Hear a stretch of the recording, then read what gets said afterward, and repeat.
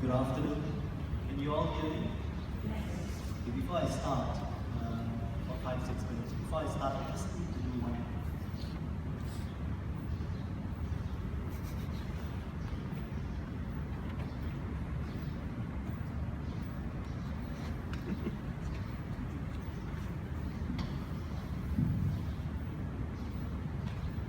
I'm sorry, it's just that my mum has a habit of getting in the wrong car. I'm not kidding. Years ago, because she couldn't drive, she used to get taken to the bank by my dad in our family car. She'd do her banking, and my dad would go do his breakfast or whatever else, and then come back a few minutes later to pick her up. So there she would be, DJ Newtown, all these cars going past in front of her. And one day, the story goes, she saw the car. She got in the car, and she was struggling with the seatbelt. And as she was struggling with the seatbelt, she was saying something or other to my father, something about the bank or whatever. And she struggled and she kept on talking to my dad. And finally, she clicked the seatbelt in place and was extremely frustrated because my dad hadn't said a word to her. So she looked up and she said, "Why are you not talking to me?" And there was this young man, his hands on the steering, his jaw wide open, looking at her in shock. And she went, "Oh, sorry." And she got out of the car and eventually got into the right car. So that was my mum. Another time, she got to the car where my dad wasn't there.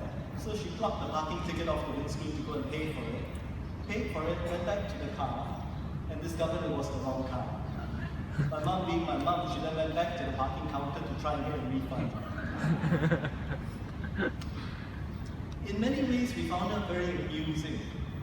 But not only was she very amusing to us, I think she was a truly amazing person as well. There is so much she's done within the church, and so many of you know all those stories that I'm not going to repeat them. What I'm going to do instead is to talk a little bit about the stuff that I learned about my mum and the stuff I learned from her. So the first thing I'd like to talk about is learning about my mother, the teacher.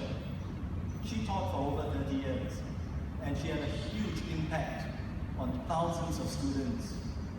For many of those students, the impact she had was on their backsides with a rotan. And for some of them, the impact was on their knuckles with a wooden ruler. And you just have to ask Rennie Martin, ask him what his son remembers about my mother, and he'll talk about the wooden ruler on the knuckles.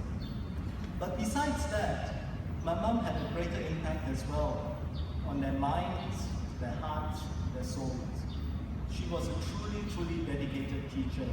And just last night, talking to my Uncle John, he recounted the story of how years ago, she'd given a low mark to a student who was the son of some very important person in Selangor.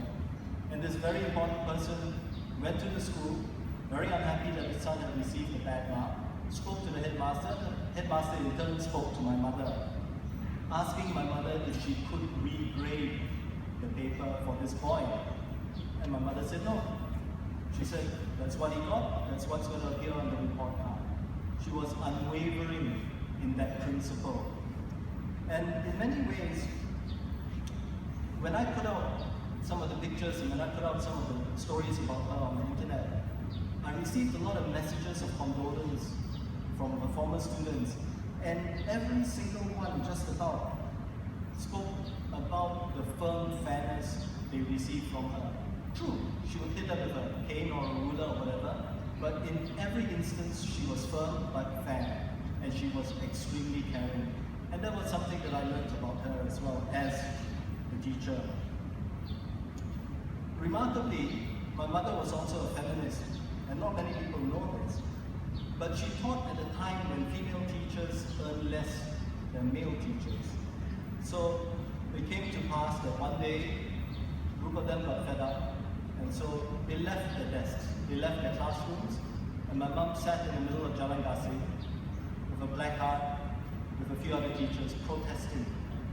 She lost her job. She got abused by parents who drove past and shouted at her to get back to class. But there was a principle behind what she did, and that was, again, fairness.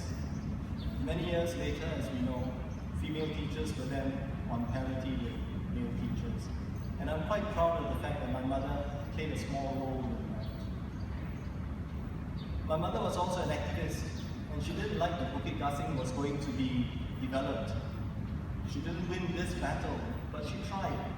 And for some time, the protest against the development of Bukit Gasing included my mum, who sat at a desk in the hot sun, collecting signatures to protest and to hope, against all hope, to stop the development of the green lung, which was so precious to all of us.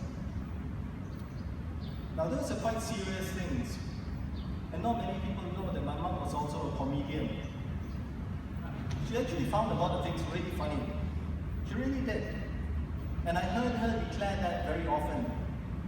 And usually when it was something that one of us did, which was really stupid, and then she would say, "You think that's funny, huh?" And with us, when we did something really silly, her lips would go very thin, her eyes would narrow, and the fingers and the hands that use the rotan would start to twitch. And then she'd go, "Very funny." And that was when I learned something very important, which is that comedy has a dark side, and sometimes a very painful side as well. I've told you about the cars getting mixed up, but truly my mom was sometimes a very confused one. She was a very punctual, confused one. Both my parents actually were very punctual people. They insisted that if the appointment was for 8:30, that we should be there at 8:25.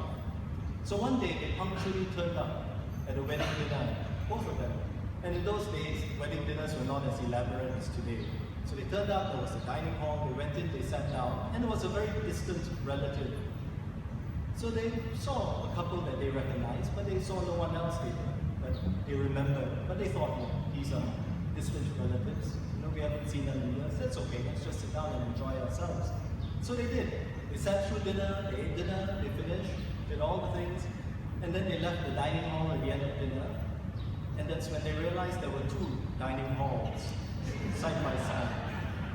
And they'd actually gone to the wrong wedding dinner. So in that instance, both my parents were rather confused. But at least they were on time. And that's something that I do treasure till today. The other thing is, my mom, being a parent myself, one thing that I learned, which I treasure very much, was learning, understanding, and appreciating that my mom was a loving, sacrificing mother. I remember one Chinese New Year or Christmas when we were coming up to KL for festivities. I was struggling with the 3 kids and all the luggage and all that stuff. And I made a comment to her. I said, "How did you manage with 7 of us when you went out to the movies or whatever?" And she just looked up at me and she said, "We never went out." And then I thought back and I realized that was true. I have no recollection of going out to the shopping centers. There were only 1 or 2 at the time, but still. Or to the movies. If ever I went out to the movies, was because I kicked up a tantrum and Tony took me. And then I realized that despite not being very well off, both my parents, I mean, they did okay. We were not poor, we were not in want, but we were certainly not rich. And yet, we had everything that was truly important to us. And both my parents gave us all that was necessary, taught us all that was important, gave us a life where we were allowed to be who we wanted to be. And when I look back on that, I think this is truly a lesson in parenting. And ultimately, I would think this is the most lasting one. Because looking back on her life, I realized she was unconditionally, completely in love with all of us. She gave that all to us. She wanted the best for us. And what I truly like is that that lesson continues to live in each of us, the 7 crazy kids that she had. So I would like to thank my mother. I would like to thank Mrs. Mary Cheong, teacher, feminist, activist, comedian, confused one, most importantly, mother.